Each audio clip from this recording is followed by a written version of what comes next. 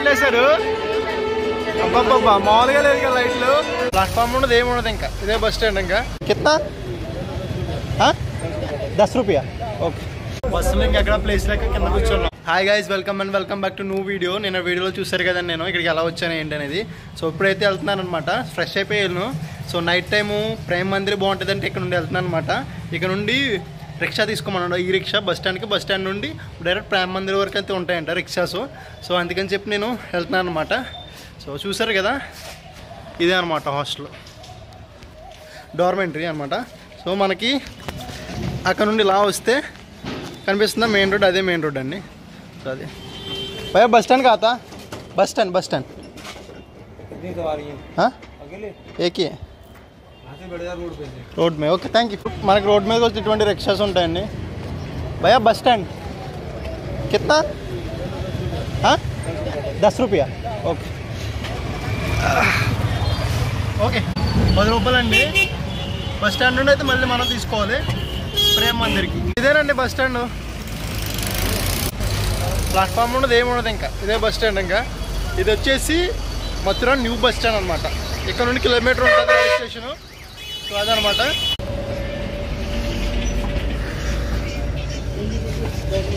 ఇక్కడ ప్రేమ్ మందిర్కి బస్సు వెళ్తుందండి. Bus ఎక్కేసానండి. Rickshaws అయితే ఏం రావట్లేదు అనమాట. వస్తున్నాయి కానీ వెయిట్ చేయబడుతున్నారు 2-3 వచ్చే వరకు. ఎందుకు అని చెప్పి బస్సు ఎక్కేసాను. సో అదే అనమాట.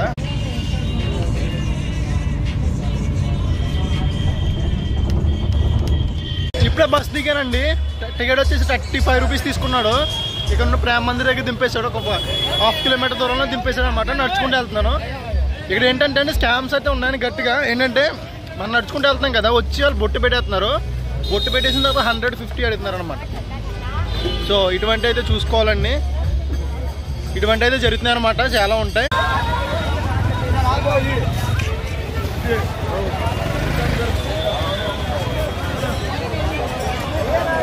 ఎదుగోండి, ఇదే ప్రేమ్ మందిర్. ఇదేనండి మెయిన్ ఎంట్రన్స్ ప్రేమ్ మందిర్కి. కాసేపు అయితే లైటింగ్తో మామూలుగా ఉండదు. జనం చూసారు ఎలా ఉన్నారు బాబా. మా ఊర్లో అంతర్వేదిలో ఉన్నారు.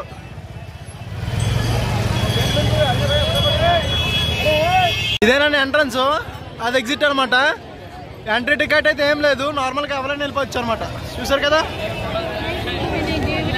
మొత్తానికి అయితే లోపలికి వచ్చేసారండి. మీకు ఒక వ్యూ చూపిస్తాను, ఎలా ఉందో చూడండి.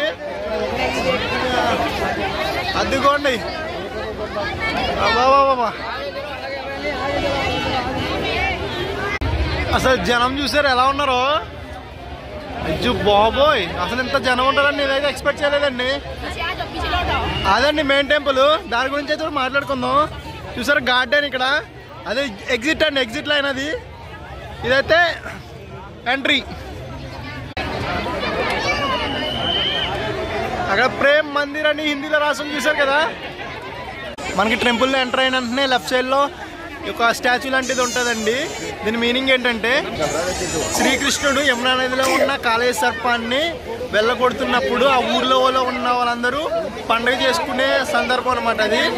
సో దానికి గుర్తుగా పెట్టారండి. ఇప్పుడే లైట్లు వేశారు. అబ్బాబ్బా మామూలుగా లేదు కదా లైట్లు. కాసేపు ఉంటే పైన కొనేస్తారు. ఇది మొత్తం ఇలాగ వస్తారు అనుకుంటా. ఇప్పుడు ఆన్ చేశారు లైట్లు. మనం గేట్ ఎంట్రీ అవ్వగానే టెంపుల్ వ్యూ వచ్చేసి సైడ్ వ్యూ కనిపిస్తుందండి. మనం ఇలా బ్యాక్ సైడ్ నుండి తిరిగి వెళ్తే ఫ్రంట్ వ్యూ అయితే కనిపిస్తుంది. మనం ఈ టెంపుల్ గురించి కానీ మాట్లాడుకుంటే ఈ టెంపుల్ మొత్తం పాలరైతే బిల్డ్ చేశారండి. ఒక్క ఇటుకు కూడా వాళ్ళేదనమాట.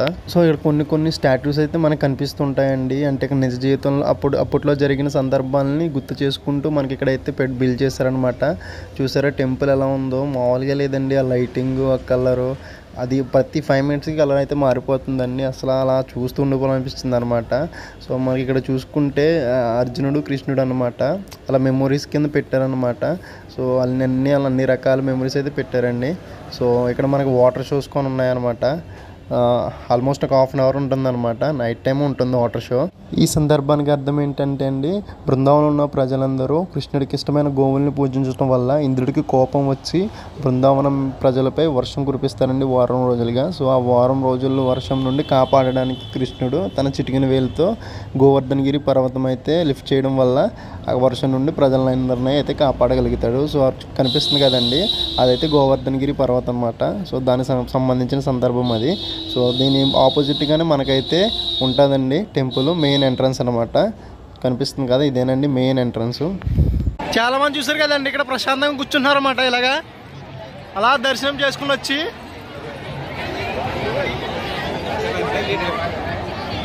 మనమైతే ఇప్పుడు లోపలికి వెళ్దాం. ఈ టెంపుల్ టోటల్ వచ్చేసి 54 ఎకర్స్లో ఉంటుందంటండి.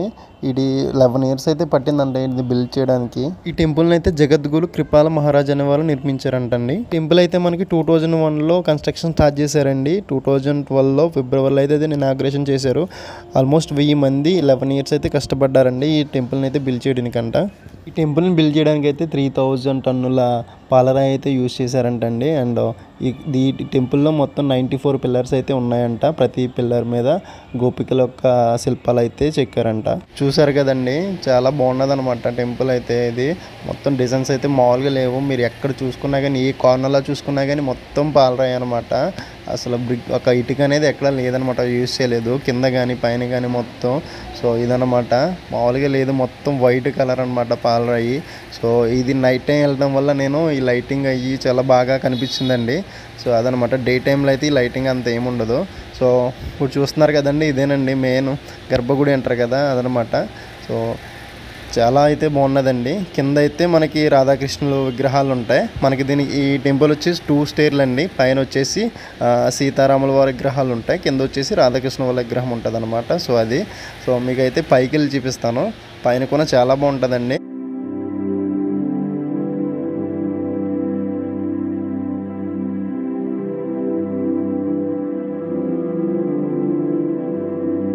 చూసారు కదండి, మనకి గుడి లోపల నుండే పైన సీతారాంజీ దర్శనం ఉంటుంది. పైకి వెళ్ళాలన్నమాట. ఫస్ట్ ఒక స్టేర్కి వెళ్తే ఉంటుంది విగ్రహం. సో అక్కడికి వెళ్తున్నాను అనమాట నేను. సేమ్ కింద ఎలా ఏ కన్స్ట్రక్షన్లో అయితే ఉందో సేమ్ పైన కూడా అదే కన్స్ట్రక్షన్ అండి. సేమ్ డిట్టు అనమాట. చాలా బాగున్నది టెంపుల్ అయితే. మీరైతే విజిట్ చేయండి. నైట్ టైం వెళ్తే ట్రై చేయండి మార్నింగ్ టైం కన్నా. సో మార్నింగ్ టైం కన్నా ఓపెన్ ఉంటుందండి టెంపుల్. సో కాకపోతే ఏంటంటే నైట్ టైం అయితే ఈ లైటింగ్ ఫీల్ చాలామంది అయితే వస్తున్నారన్నమాట.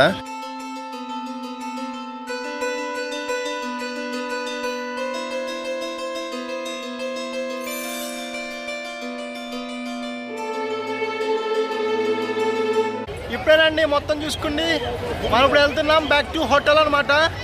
ఇక్కడ నుండి రోడ్ మీదకి వెళ్ళాలి. రోడ్ మీదకి వెళ్ళి ఏదైనా రిక్షా ఏదైనా పట్టుకోండి న్యూ బస్ స్టాండ్కి వెళ్ళాలి. న్యూ బస్ స్టాండ్ నుండి బ్యాక్ టు మన హోటల్కి వెళ్ళాలన్నమాట. చాలా పెద్ద పంచాయతీ ఉంది.